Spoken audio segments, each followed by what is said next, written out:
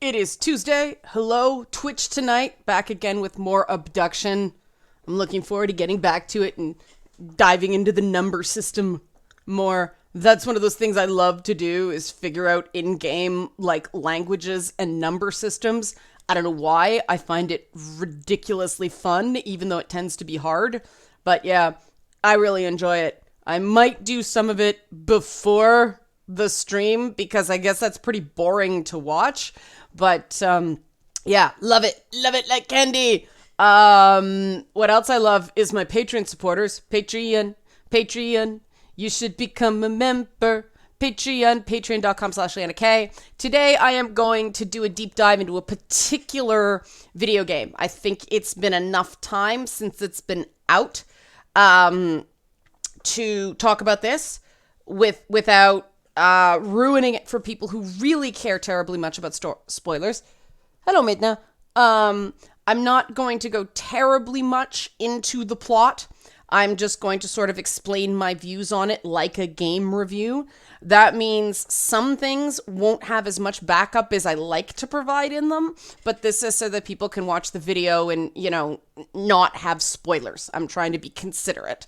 But ever since that sort of creative shift, it started with Judgment and that very Gears of War Judgment, that very specific shift in tone, but also, moving away from the original trilogy of games that were the original Gears of War games had very, very distinct themes about them. Not just story, not just gameplay, themes.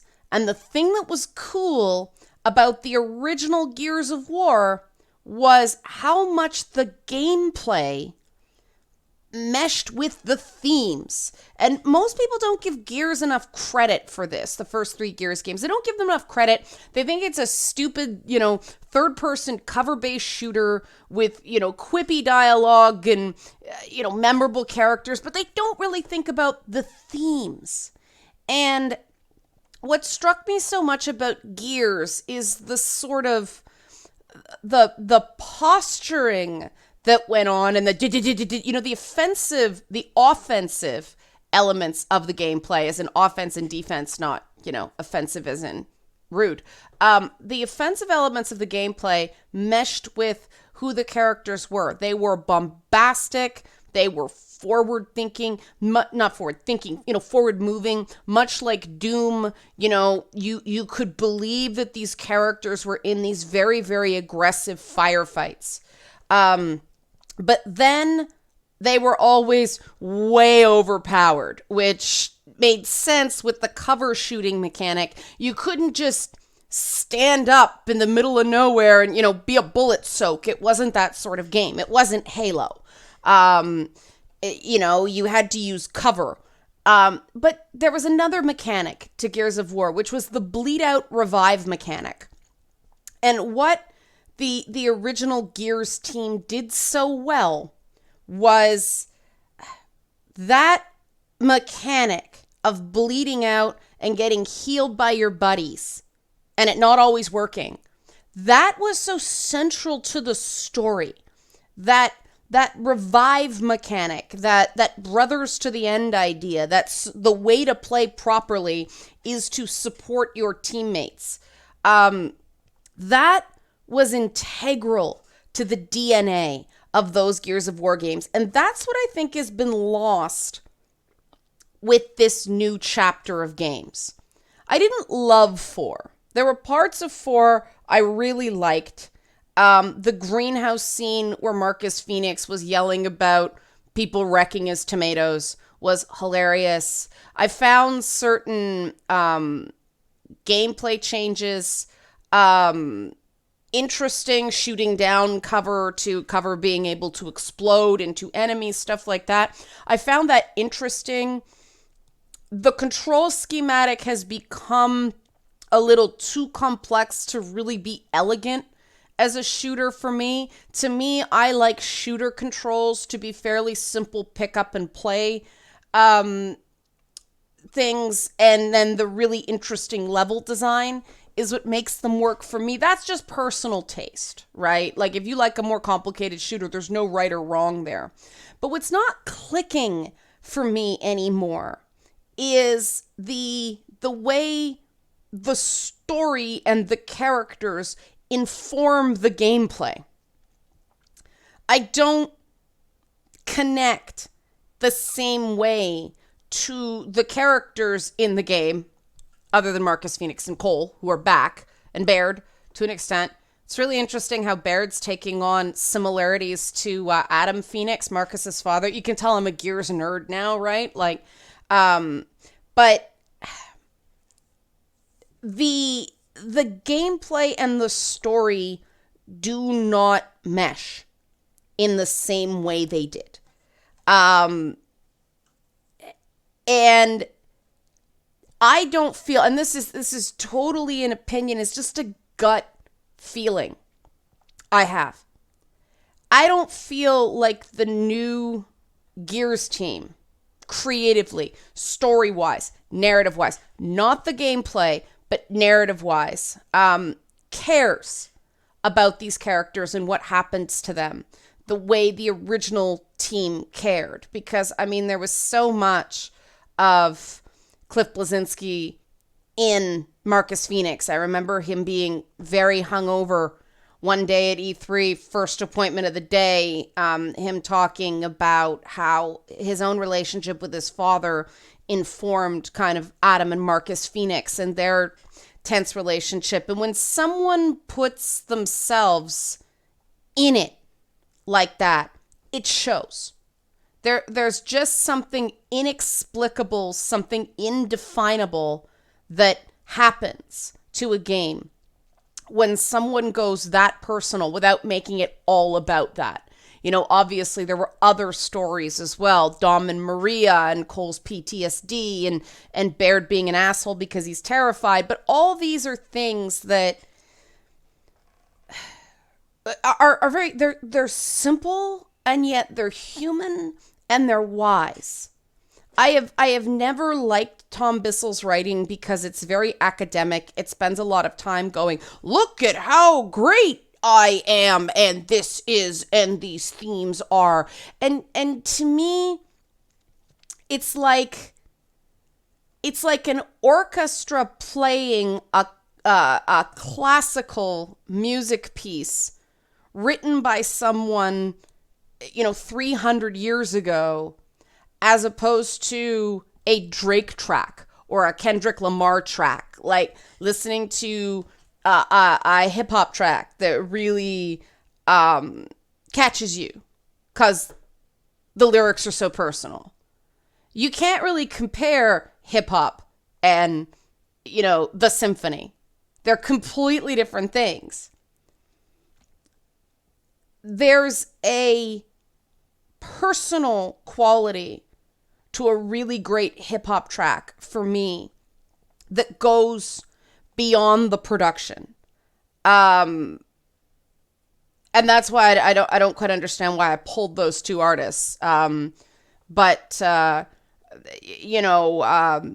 Child, for instance, is a less well known, but I really like Mad Child's stuff. And he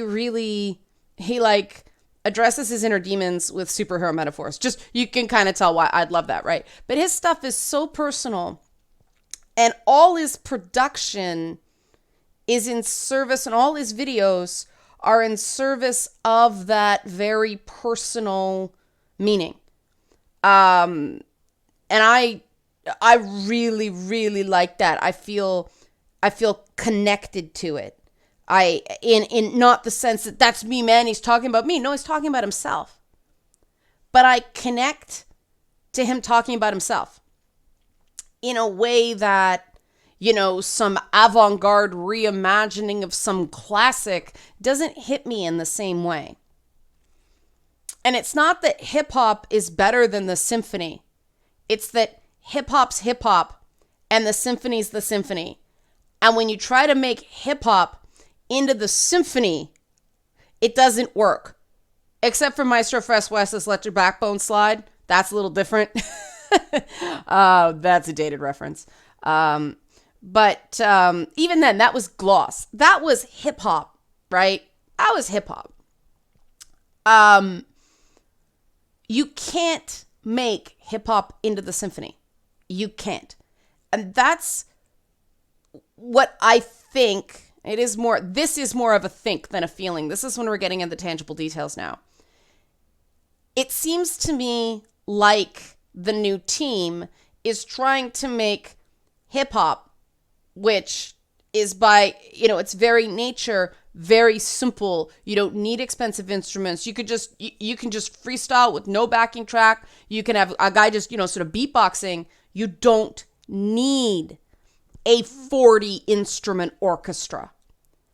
And they're trying to turn hip hop into a symphony because it wasn't their story.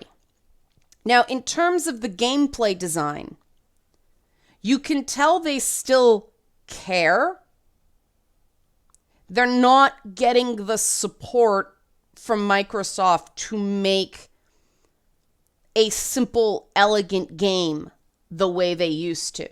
They're way overcomplicating it. Some of the things are interesting, like, the fetch mechanics and things like that. But it was interesting because back in the day, like Gears 3 era, they were trying to speed up the pace of play and reduce those long, drawn-out, cover battles. Try to get people to go shotgun forward, get in there and mix it up.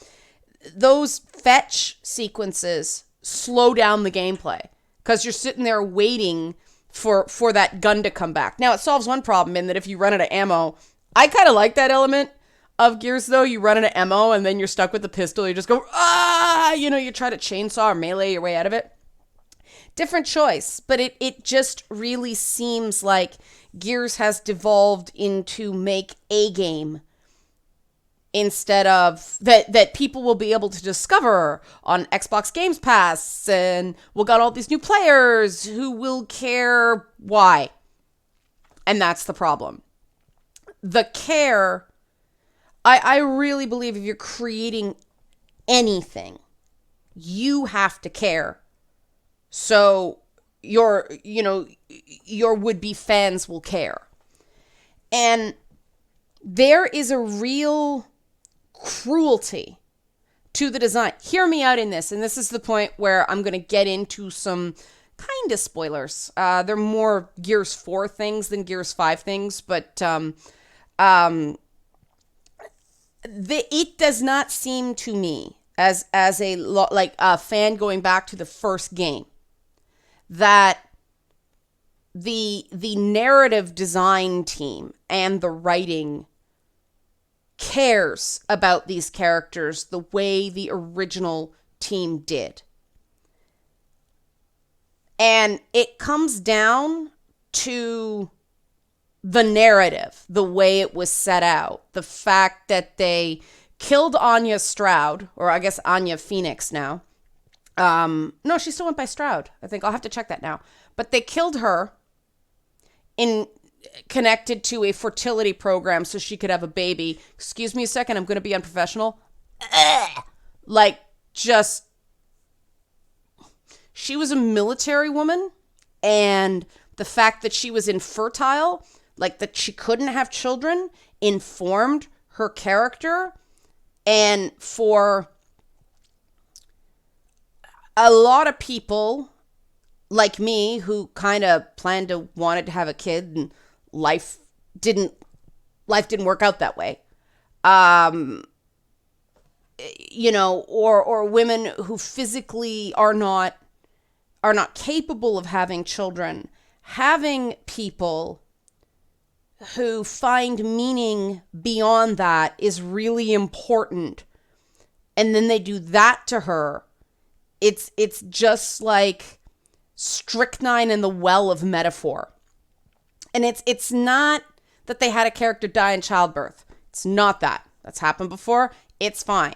It's that by giving her that fate, I get what they were trying to do, but they blew it. And so they ended up with a very terrible outcome. And here's why, okay? First of all, you don't pull a women in refrigerator when you're trying to have a female forward game. If you're going to have a female main character in Kait, you kind of want to not have a very obvious fridging, woman in refrigerator, staring you in the face the whole game. But it goes deeper than that, okay? If the Phoenix family story was told, that would be one thing. If JD's doing his own thing and he has his own issues with the parents and all that stuff, and you want to focus on someone different for a trilogy, that's cool. But there was a major shakeup in that family. Something very important and very earth-shattering, pardon the pun, it's gears, happened to that family, and now they're backgrounded for this Kait character. I still do not know, like I see in the narrative, why you're supposed to be interested in her story. But I have been given no reason to care about her by the character design. Everything about that character is at war. Like, one moment she's supposed to be this, oh, my powers, Jean Grey kind of thing. Oh, the headaches, The next minute, they're almost trying to make her sound like Triska in Bulletstorm. There's a bit of a Lara Croft vibe in there. They're trying to just make her a strong female character instead of making her a character. And the problem for me with her is she's not a Gears character. Gears sort of set this deal that Gears are hard Scrabble, not necessarily conventionally attractive, common people, everymen in the first game, right? They're not special. They're not, they're not powerful. They're not privileged. They're cogs in a machine.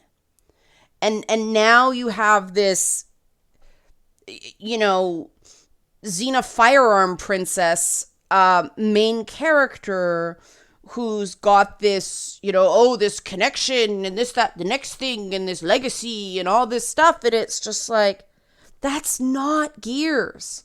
They violated the DNA in this series in a way where that artistic and technical cohesion that it was in the original trilogy of games has now flown apart.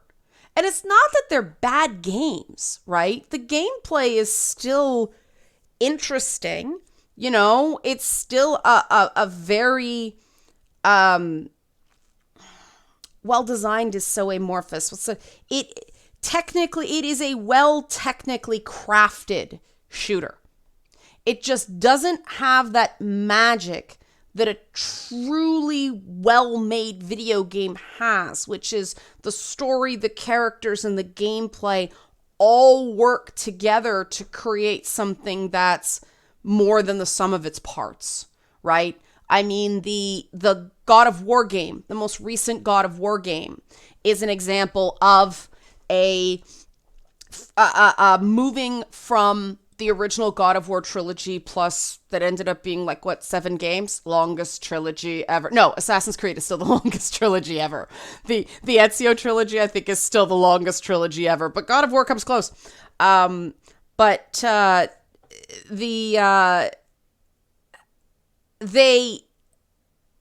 went in a different direction for the next series of games, which is the right thing to do.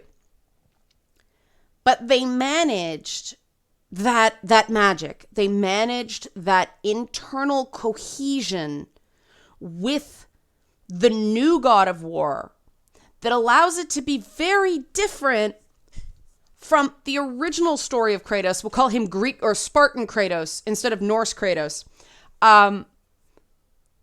But Spartan Kratos was appropriate for that story, and then Norse Kratos is appropriate for this story. They're using the mythic traditions of the various traditions to inform who Kratos is in this story why we should care, what he's supposed to do, what's the problem to solve, what's the peril to fight. And they use that kind of increased complexity of Norse myth and how everything's kind of a mess and it contradicts itself all over the place to not only do new interesting things with the story, because it's basically the exact same idea, right? Son adventuring with father now, wife dead. Same deal as the new Gears of War stuff. But it is Kratos and Atreus' story. Atreus? Did I get that wrong? Am I confusing it with Mist? Kratos, Boy, whatever the kid's name. Kratos and Boy's story. It's their story. And the other characters that come in and out are very memorable, but it is the story of that family. So instead of it just being a women in refrigerator, it's, it's just something to advance the story of a male lead. It is, but it isn't anymore. And this is where we have to be very careful just condemning these tropes whole cloth. Who Faye was mattered. Faye is Kratos' second wife. Kratos has a bad track record of wives dying, but you don't get the sense that it was anything tragic in this. She died. But who Faye was mattered. What she wanted mattered. Her death was not just giving Kratos and Boy something to do.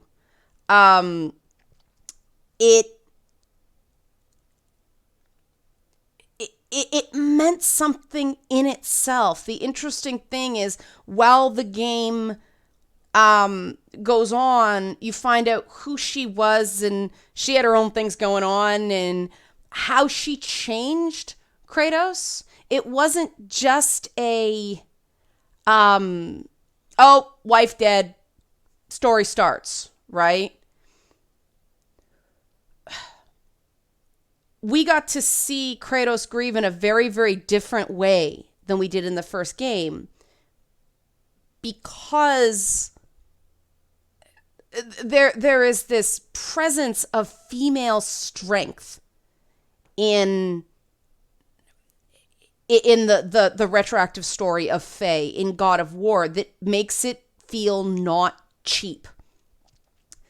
And first of all, it wasn't a tragic death. It was just sort of, she died. We don't know why. It wasn't dying in childbirth, or it wasn't, dying at his hand or being killed by his enemies or anything like that. She just died. We don't really know how. So that's one part of it.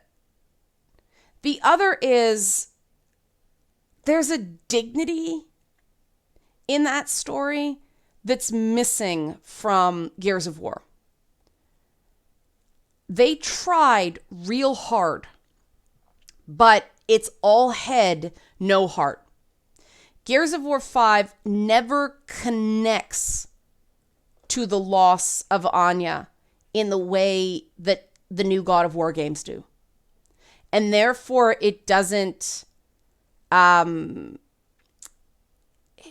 it doesn't respect her memory the way a story should, so it's not just a fridging of a female character. I know this is very, it feels very wishy-washy, and it's really hard to define. I'm trying to avoid as many spoilers as possible. But there is just some gut understanding that God of War has that Gears of War doesn't. And I really think it's because the Anya backstory is told as sort of this geopolitical thing.